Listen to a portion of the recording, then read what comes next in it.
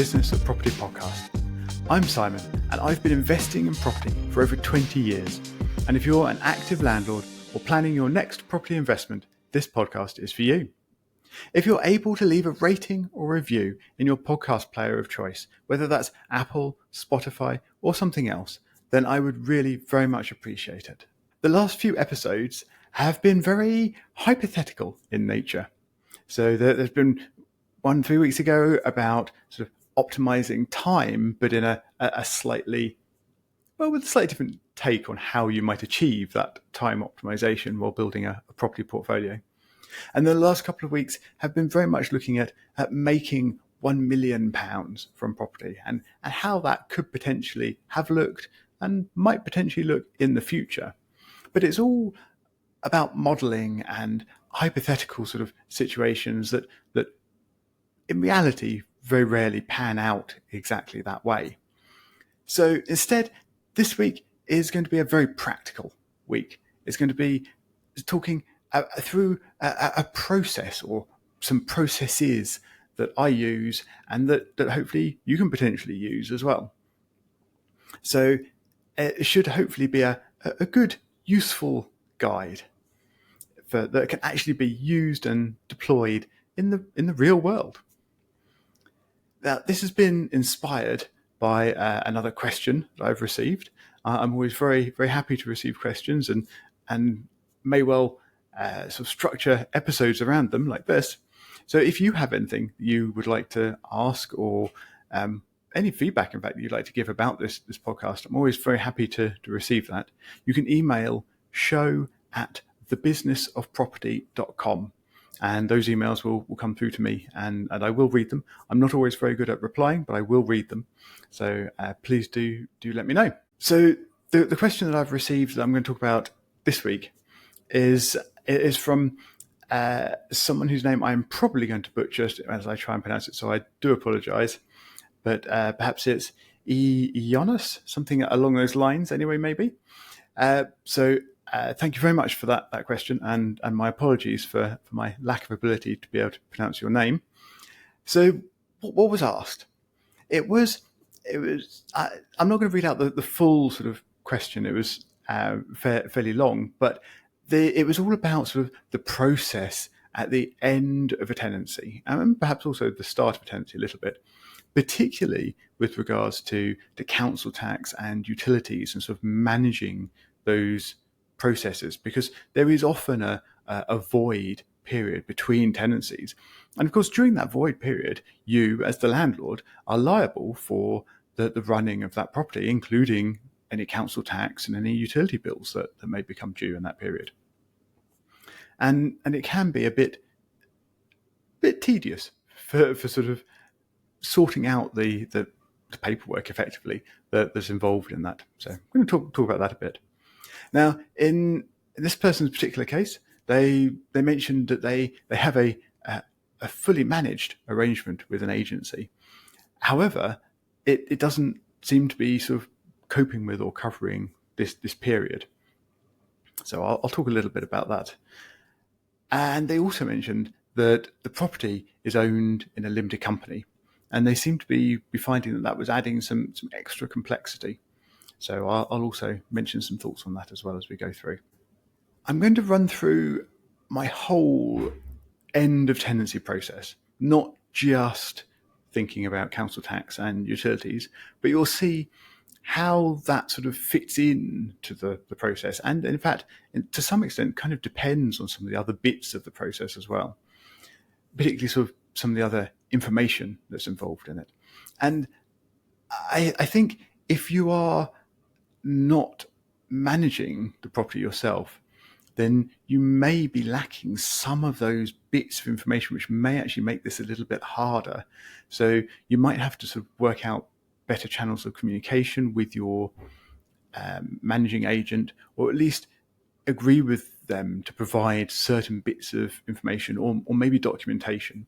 So I'm going to mention a couple of documents that I use in this process, and perhaps if the managing agent has a similar process with similar bits of documentation, then they can actually provide you copies of those, which would include a lot of the information you actually need. So this process that I'm going to run through is actually my process as a self-managing landlord. So as I mentioned, it's not going to be exactly the same as for someone who is using a letting agent. However, you should, I hope that running through this process will help you understand what's involved and help you realize to some extent what the managing agent is actually doing for you, and also what you can ask of them in terms of information that could be provided. So they would normally be doing all of the sort of dealing with tenants bits of the process. Certainly, I certainly expect that as a fully managed agent. However, I think it is probably reasonable that they wouldn't actually deal with the void elements while the property is empty so much, and they wouldn't sort of necessarily expect to deal with talking to the council and talking to the utility companies and things like that. Although having said that, I do know there are agents out there that do those bits as well. And some of them even take on the utilities between tenancies, and they will actually sort out the whole process and paying those bills and everything. And of course, they don't cover the bills directly themselves. They recharge it out to the landlord and deduct it from the next rent and what have you. But they manage that process and the sort of paperwork and financial elements of that process. However, as I said, I think most agents will leave the void period up to the landlord. And certainly, of course, if you're self-managing, then you are responsible for the whole thing. With that said then, let's start at the beginning of the end. This is just about when a tenant chooses to leave, though. I'm not going to talk about evictions. And of course, that process is very, very different. And while I have personal experience in that, it's not something I'm an expert in. So that's probably not something that I'm going to cover in the future, unfortunately. Well, or maybe fortunately, in fact. But today, certainly not about that. This is about when a tenant chooses to leave in the sort of normal run of renting property. It will normally start with your tenant giving you notice then, in some case, or in some way. This might be a sort of formal notice via email or maybe even letter. And they may say that this is your official 2 months notice and we will vacate the property on date X. Or it might actually just be a conversation that you have with them. And they might say, we're starting to look at other properties, or we need to move on because of something. And they're sort of starting the dialogue with you. And the sort of actual sort of process might be a little more flexible in some cases. Of course, officially speaking, they will need to give official notice that this will be defined in their contract how long it needs to be. And normally, or sort of quite often at least, the end of that notice period will need to align with a rent day. So sort of at the end of one of their rental months. So if they pay rent on the 15th of every month, say, then their rental month would end on the day before that, 14th, and therefore their notice period would typically need to end on the 14th. However, you may agree outside of that, or indeed your contract may not state this, in which case you might have a date that is misaligned with the monthly rental cadence. And of course, in that case, you have to work out the bit of rent, or the bit of a month's worth of rent that's due as well. So when you receive this notice from your tenant saying that they are wanting to leave, of course, the first thing to do is make a note of that. Keep a copy of that official notice if it is an official notice. If it's not an official notice, then you probably want to arrange an email exchange or some kind of written exchange to confirm that they are definitely giving notice and the date they will definitely be vacated by. And you want to keep a copy of that. That is your evidence that they have given notice, and that is quite an important part of the process. Save a copy, take a printout, take a screenshot, what have you. Store it in your safe place. Of course, if you're using Patma Manager, then there's a space to upload that document, so you've got a copy of it. You also want to make a note of the date. As I mentioned already, that will either end in line with a rental period or offset from that, in which case you need to work out the difference in rent that's due, and of course let your tenant know how that's going to work out. And again, if you're using Patma Manager, you just put in the end date for the tenancy. It does all the calculations for you. It'll tell you the amount that's the difference, if there is one. So that's all handled within that. So you've got an end of tenancy decided. You've got a date that's known for you and your tenants. And now the next bit of this sort of end of process is sort of going to really focus on sort of the actual end. Now, of course, there are other things you would do in this time period. For example, looking for a new tenant, or of course, if you've got a letting agent involved, they would be looking for a new tenant for you. And you'd need to arrange viewings and sort that out with current tenants. And you might need to be aware of the fact that the property needs some maintenance in certain areas, or some freshening up if it's been a long tenancy, or all sorts of other things around that, which I'm going to sort of skim over for today's episode. And today I'm really going to focus on the process at the end of the tenancy, the bit where the tenants actually leave and hand back the property, and then what you do with that once you've got it back. So with that in mind, it's always, I think, an important step in this process to remind your departing tenants of what's expected of them. Now, this will, of course, be stated in their tenancy agreement, but that might have been, well, it will have at least been 6 months ago. It might be years ago that they agreed to that. So it doesn't hurt to let them know. So hopefully at the beginning of the tenancy, you and they agreed an inventory of the property. Again, it might be a while ago. So send them a copy. There's normally an electronic copy, hopefully. So this is just an email. And again, if you're using Patma Manager, just a click of a button, it'll send it for you. It's already got your tenant details.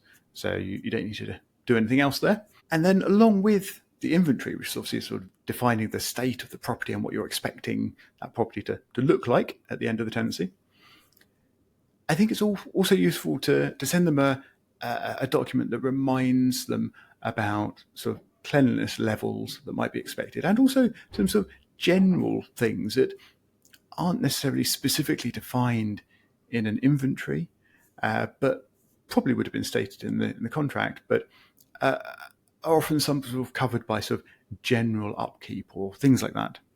So things that might be on this list, and I do have an actual list that I tend to use. It does vary a bit from property to property, so I'm not going to include it here, but if you're curious about seeing a copy of that, let me know. show@thebusinessofproperty.com. So the kinds of things that I've got on this list are a reminder that they need to clear all of their own belongings from the property. They also need to remove any rubbish from the property as well. There shouldn't be any left either in the property or in the gardens or anything else like that. Cleaning windows is often a requirement. They may not have sort of maintained during the tenancy, even though often that is actually stipulated. But certainly at the end of a tenancy, it's an important part that needs to be cleaned and people often don't think about.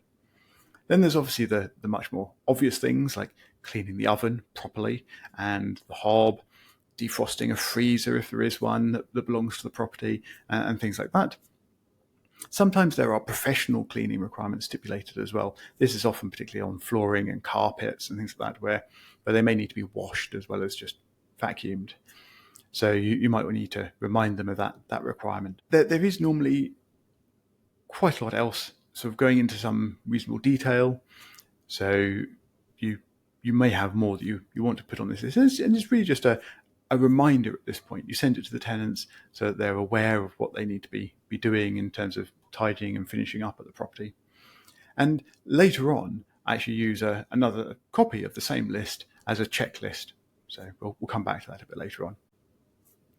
So when we do get to that actual sort of checking out stage of the tenancy, so this is right at the very end, it is useful to have a document or several documents that you can run through with your tenants or look through at the property. And This would normally include a copy of the inventory. So you sent a copy to the tenants, you would have a copy as well. And you might actually want to create an adapted version of that inventory where you've got space to record any changes or damage or anything that needs to be rectified. And again, Patma Manager will actually generate that for you. If you've used the built-in inventory builder within Patma, so you've built your inventory at the beginning of the tenancy with that tool, then it has all of the individual lists of things per room and what have you, and it can use that to generate an adapted version of it where there's spaces to be filled in for things that have changed or that need attention. But it could also be in a separate document if you wanted, where you just sort of note items individually from the inventory and from elsewhere as well. So I actually use a combined approach. So along with an inventory to note things, I also have a separate document. And this has a number of things in it, which I find quite useful for collecting from the tenants at the end of a tenancy. So here's what's in my document. I have space to record a forwarding address. If there are multiple tenants as well, sometimes there might be multiple forwarding addresses if they're going in separate directions.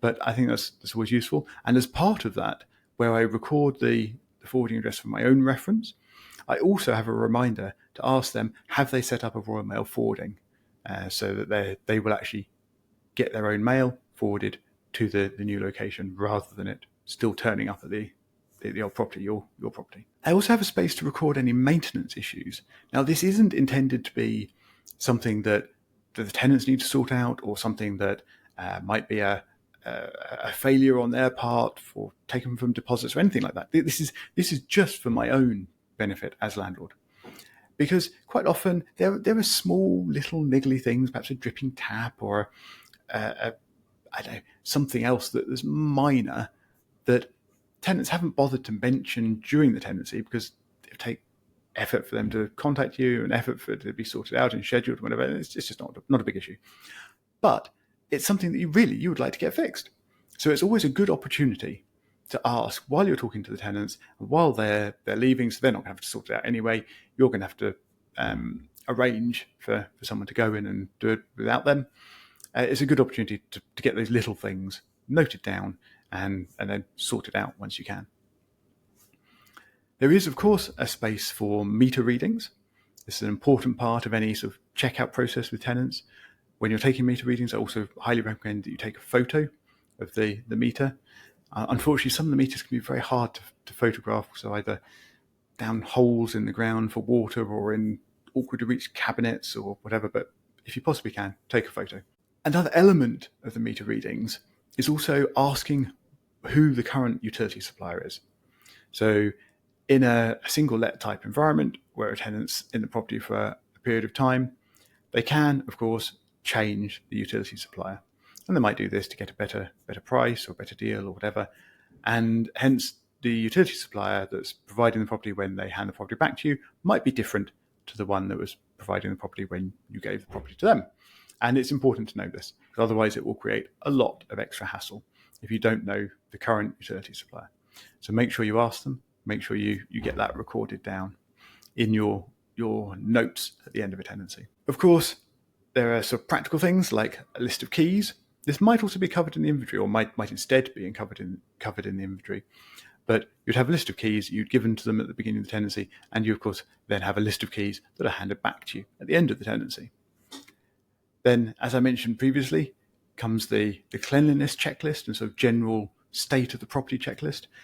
That's effectively exactly the same list as I mentioned earlier, just in a checklist form with a space for any notes if something isn't quite right or might need to feed through into being sorted out later on. So, for example, if the carpet or the oven or whatever aren't cleaned up to the appropriate standard, then you might make a note there that this is going to need to be rectified and possibly charged to the tenants or to their deposit. Which brings me on to the sort of almost final section, the list within this document of agreed potential deductions. So this could be things like needing to get a cleaner in to clean the oven. or it could be needing to get a plasterer in to fix a big hole in a wall, or whatever it might be. Obviously, you can't charge for general wear and tear, so you have to have an allowance for that. You have to not expect to charge them for repainting the house after they've lived there for 10 years because there are a few little marks here and there. You have to allow for that, and you have to cover that. But if they've actually damaged the property, or if they haven't sort of held up their end of the cleaning bargain at the end of a tenancy, then that's generally speaking, obviously contracts dependent, as something that you can expect the tenant to cover, or their deposit to cover. So I always like to record these things as I'm going around at the end of the tenancy and make a note of them. Obviously, you don't know how much they're going to cost at this point. You need to go and get quotes and whatever else before you can do that. But you can at least have them recorded on this document with the tenants there, that they are aware, they've seen the issue, they agree with the fact that it is an issue, and hence something that will need to be sorted out. And there's a good opportunity just to get their agreement on this. And then, speaking of agreement, the final part of this document is some signatures. It's not an overly official legal document, I'm sure, but it's just a chance to get an indication from the tenants that they have seen it and they do agree with what you've said in it. And also that if it's all okay, that you agree with this as well, and they can obviously have a copy of this to reassure them that perhaps there isn't anything further to sort out. Now, a lot of this is sort of done right at the very end of the process, as the tenants are moving out, as they are handing back the keys. However, it actually can work quite well if you and the tenants have a bit of time slightly earlier in the process, perhaps a day or two prior to them actually handing back the keys, for you to be able to visit and do a sort of trial run of this process. Because this means that where the cleaning isn't quite right, or there's a small little thing, perhaps a tiny bit of paint that needs patching or something, that rather than getting in a painter or getting in a professional cleaner or whatever, it might actually work better for you and the tenants, cost and time-wise and whatever else, for them to be made aware of it and for them to fix it themselves. And quite often, in my experience, this is what the tenants would prefer, rather than a £100 oven cleaning bill. They would much rather have this pointed out to them that it's not an appropriate level of cleanliness, and they will just spend an hour the next day sorting it out and getting it cleaned, ready before you do actually then finish the tenancy and they hand back the keys. So I think that can work very well if it fits in the schedule and you can do that. Of course, you do then need to revisit on that final day to actually confirm that things have been fixed and completed and cleaned as you expected, and to take the final meter readings and to collect the keys. So now you've got your property back, and hopefully that'll just be for a few days or maybe a week or two between the tenant leaving and the next tenant moving in. But see, sometimes unfortunately it is longer. But for this time, as we mentioned, you as landlord are liable for a whole heap of things, including council tax and utility bills. Oh, and also I should mention insurance as well. Generally speaking, landlord insurance will cover voids of a certain length, but check your policy documents, check how long that is. So if the void is expected to be longer than the period stipulated, you may need to inform your insurer or maybe even change your insurance for that period. So getting on to the important part that spurred this entire episode and this process conversation is dealing with council tax and utilities. Now, in my experience, the best way to handle this is really by email. Trying to phone up councils and utility companies is just a nightmare. Even trying to use online chat widgets and what have you for utility companies is often also very hit and miss, let's say.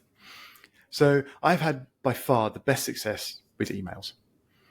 Now, your council will publish an email address. They're very open with these things. They may well even have specific addresses for their council tax department. And they're normally very happy to have that information published and for you to use it. Unfortunately, utility providers can tend to go the other way, and some of them seem to want to hide their email address as much as they can and try and force you basically not to contact them if at all possible. However, with a bit of digging, you can normally find that email address somewhere on the internet. And that is really what I would recommend using. So once you know how to contact them, you need to know what to contact them with. And my recommendation here is really everything. So you want to tell them the relevant property address. You want to make sure that they know that the fact is that the tenant has moved out, or tenants have moved out. Include the names of those tenants so they can find them on their system. Of course, in order to be able to do that, you have to make sure there's an appropriate clause in your tenancy agreement so that you can share tenant information with such companies. So hopefully that's there and you are sharing the tenants' names. Obviously, the date that they moved out is very important. The meter readings that you took on that date, also very important. But then also you need to include your name or your company name, if it's a company property, your billing address as well, so that they know what address to put on the account for that, separate from the property address where the meter is. Make sure you include the fact that you are a landlord, and also that you will be reletting the property again soon. And perhaps also say that you're going to send them details when that happens. So the fact that the property is empty during this void period should probably also be specifically stated rather than just left as implied. This is particularly important for council tax because often there can be different rules and possibly even cheaper rates for properties that are empty between tenancies. It varies from council to council, but I would definitely recommend including that information so they can act on it as appropriate. As long as you make sure that all of that information is really clear and understandable within that email, you can put those emails together and send them all off to the different companies involved. And generally speaking, I have had very good success rates with companies and councils managing to process this information appropriately. Now, it would of course be remiss for me to not mention PATMA Manager at this point, which can actually do all of this for you, basically. It knows already your tenants. It knows already your tenancy dates. It knows already the meter readings because you put them in when you're collecting that information from the tenants as they're checking out. Now, of course, if you've got an agent doing this, the agent may be handling all of those tenant details. They might have the agreement with the tenant. They might have the end-of-tenancy documentation and meter readings and things that they're putting together and collecting. So you may need to specifically ask them for this. Now, hopefully, they will be sending you the tenancy agreement when they set up a new tenancy. So you would have your tenant names, at least from that, and hopefully contact details as well, which should normally be in the contract. And you just need to then ask about the final dates and the final meter readings and the final bits of information to sort of complete that end-of-tenancy process. So then once that is all in PATMA, whether you collected it anyway as part of your self-management or whether you've had to ask your agent for it, it's only a few bits of information to enter. Once it's in PATMA, it knows already where your property is because you've told it its address. You've told it already your name, your company name, and your company or your personal address as appropriate. And it already knows all of the council contact details relevant from the address of the property. It's got all the councils in the country. It knows their email addresses for the council tax departments. So you don't need to worry about finding those email addresses. You can just click a button. It'll create the email for you. It'll send it on your behalf with you as the reply to address. So if the council needs to come back to you to ask anything, they'll hopefully contact you rather than trying to email PATMA. And that's it, really. You don't need to do anything else. And you can do the same thing for the utility companies as well. Click a button, generate the email, click a button, it'll send it. And you sit back and relax. hopefully. Now, unfortunately, of course, it can take days or maybe even a week or so to get a response from councils and utility companies. So it might take a little while. But as I said, in my experience, this does actually go quite smoothly. And it's with all that information provided to these people, they can normally sort things out and act on it appropriately and get everything sorted out and in progress for you. Now, of course, when a new tenancy starts in a few days or weeks after this, you kind of have to do the sort of process in reverse, if you like. It is, in fact, the starting of a tenancy process is a lot more involved. You've got a lot more compliance things to make sure you cover and tick off the list and send to people and get signed and whatever else. But once tenants have moved in, towards the end of that process, again, you will be taking meter readings. You will be able to email all of the appropriate information to the council, to the utility companies. And again, the process is built into Patma Manager, allow you to do this with a couple of clicks. So again, it's got all these contact details in it. You don't need to re-enter any of the tenant information or the meter information or whatever else into an email. You've done it already in Patma. You just click a few buttons and off you go. Sit back and relax again, hopefully. Then hopefully a few days or weeks later, the council and utility companies, whatever, will send you a final bill, because they now know the beginning and the end. Hopefully it wasn't too long, so they don't start chasing for anything in between. And with that final bill, you can, of course, just sort out paying it in the normal way. And that's it, hopefully, all sorted for that process. Now, I have used this process with multiple councils and utility companies for personally owned property and property owned in a limited company. And so far, it has always worked well. I haven't experienced any extra complications with a limited company.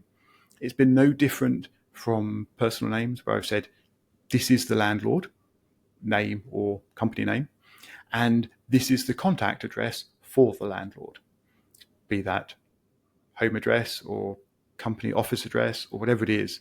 It's just, this is the contact address for the landlord. And so far, everyone has accepted that perfectly okay. Now, of course, big organizations, councils, utility companies, etc., they're always going to sometimes make mistakes. And it is always hassle to sort out those mistakes, unfortunately, when they do occur. It hasn't been the case that I have experienced such mistakes or errors in handling this process. But I do know others that not following this process specifically, but in other situations, have had mistakes made in utility companies particularly. And that can be a big problem to sort out. So I do have every sympathy for people who get stuck in those situations.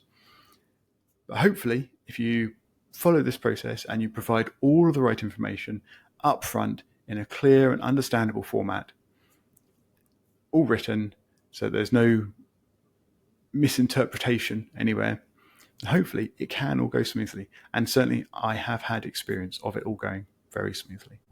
As ever, I hope that's been useful for you. And I would be very interested to hear if you have a different process that you use that works particularly well for you, or a different approach that you like using at the end of tenancies and handling that sort of communication process between councils and utility companies and things particularly, but also just generally around end of tenancy processes. You can, of course, email me on show@thebusinessofproperty.com, and I will look forward to speaking to you again next week.